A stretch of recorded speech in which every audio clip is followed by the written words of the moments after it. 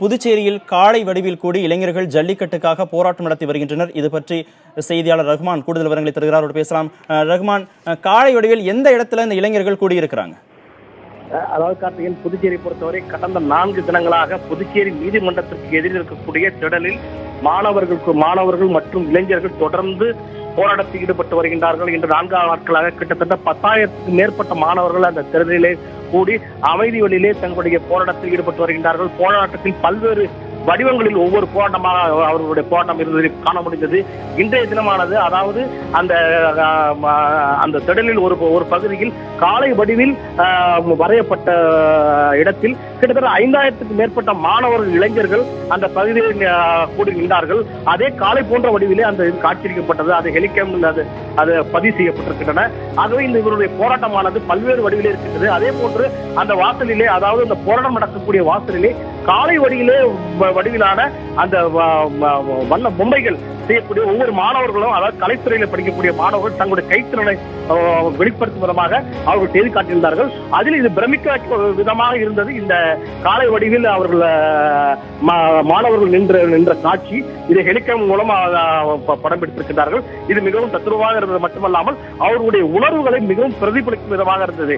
இவருடைய ஒற்றை கோரிக்கை ஜல்லிக்கட்டை நடத்தி ஆக வேண்டும், இதற்கு நிரந்தர தீர்வு வேண்டும், சட்டம் என்பது நிரந்தர சட்டமாக இருக்க வேண்டும் என்ற கோரிக்கை அவர் வகுத்து வருகின்றது. புதுச்சேரியை பொறுத்தவரை கடந்த 15 ஆண்டுகளுக்கு மேல இல்லாத அளவிற்கு முழு அடைப்பு போராட்டமானது இன்று நடைபெற்று வருகின்றது. புதுச்சேரியில் இருக்கக்கூடிய அனைத்து வணிக நிறுவனங்களும் மூடப்பட்டிருக்கின்றன. அதாவது பெட்ரோல் நிலையங்கள் மற்றும் லாரிகள் எதுவும் இயங்கவில்லை.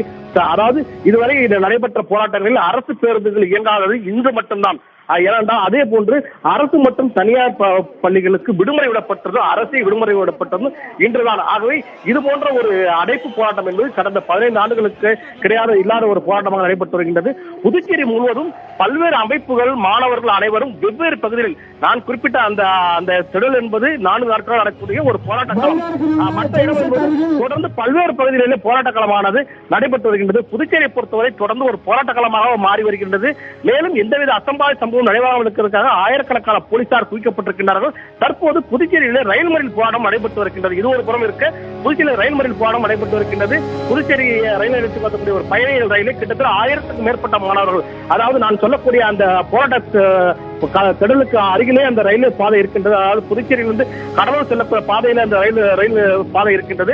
அங்கு ரயில் வரும்போது உடனடியாக அங்கு சென்ற மாணவர்கள் கிட்டத்தட்ட 1000க்கும் மேற்பட்ட மாணவர்கள் அந்த பகுதியில் தற்போது போராட்டத்தில் ஈடுபட்டிருக்கிறார்கள். தொடர்ந்து அமைதி வழியிலே அவர்களுடைய போராட்டம் இருந்தாலும் போக போக அவருடைய உணர்வுகளை கட்டுப்படுத்த முடியாத ஒரு சூழ்நிலை ஏற்பட்டிருக்கின்றன.